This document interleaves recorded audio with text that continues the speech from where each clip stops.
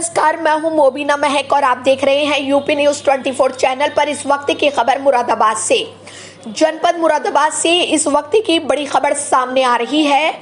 जनपद मुरादाबाद के अंबेडकर पार्क में जिले भर के सैकड़ों की तादाद में सनातनी हिंदुओं ने बांग्लादेश में हो रहे हिंदुओं पर अत्याचार के विरोध में धरना प्रदर्शन व नारेबाजी की।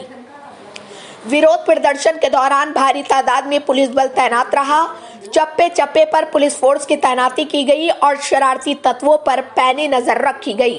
सुबह 11 बजे से ही धीरे धीरे भीड़ अंबेडकर पार्क में जुटने लगी। बांग्लादेश में हो रहे हिंदुओं पर अत्याचार को लेकर कई देशों में प्रदर्शन के बाद उत्तर प्रदेश में भी धरना प्रदर्शन शुरू हो गए। प्रदर्शन के दौरान लोगों की भीड़ ने बांग्लादेश मुर्दाबाद के नारे लगाए और हिंदुओं पर हो रहे अत्याचारों को लेकर सुरक्षा की मांग की। मुरादाबाद से ब्यूरो चीफ मोहम्मद वसी के साथ उस्मान खान की खास रिपोर्ट। तो आज मुरादाबाद में हिंदुओं का एक प्रोटेस्ट हुआ, पूरी बड़ी तादाद में हिंदू इकट्ठा हुए। क्या मैसेज देने की कोशिश? देखिए, मैसेज हमारा बिल्कुल स्पष्ट है कि दो प्रकार की विचारधारा चली है। एक तो आतंकवादी को समर्थन करें लोग, जो लोग निराह और निर्दोष नागरिकों की हत्या करें, बलात्कार करें। हम ये कोई धार्मिक प्रदर्शन नहीं है, ये सनातन संस्कृति सारे संसार की प्राचीन संस्कृति है और ये संस्कृति जी और जीने दो का सिद्धांत आपको देती है। लेकिन आज आप देख रहे हैं सारे विश्व में नरसंहार हो रहे हैं, आक्रमण हो रहे हैं, युद्ध चल रहे हैं, लेकिन जो भारत शांत है। आज इस भारत वंशियों को विशेष रूप से सनातनियों के ऊपर आक्रमण किए जा रहे हैं, उनके धर्म स्थलों को तोड़ा जा रहा है और यहाँ तक कि जो हम शांति प्रिय संदेश विश्व को देते हैं उसके विरुद्ध जाकर हमारी माताओं बहनों के ऊपर आक्रमण किया जा रहा है, बलात्कार किया जा रहा है, जिसको अब हम बर्दाश्त करने वाले नहीं हैं। हम सारे हिंदू अब उस आतंकवादी मानसिकता को मुंह तोड़ जवाब देने पे तुले हैं, जो लोग विश्व की शांति के लिए खतरा है। बांग्लादेश में इस्कॉन मंदिर के उनको भी अरेस्ट किया गया।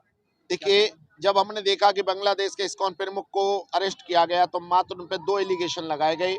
एक तो उन्होंने झंडे के ऊपर भगवा झंडा लगा दिया, जबकि वो ऐसा नहीं कर रहे थे, ये तो किसी और ने लगा दिया था और उनको देशद्रोह के उसमें कर दिया गया। जब उनके वकील उनके बचाव के लिए खड़े हुए तो उनके ऊपर भी आक्रमण किया गया।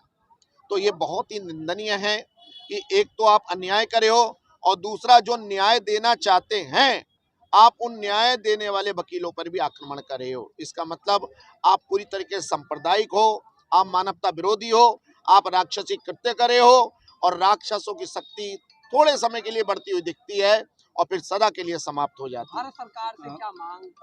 भारत सरकार से हम ये मांग करते हैं कि ये हिंदुस्तान हिंदुओं का जन्मभूमि है और अगर भारत सरकार ही हिंदुओं की रक्षा नहीं करेगी तो हिंदू किससे उम्मीद करेगा।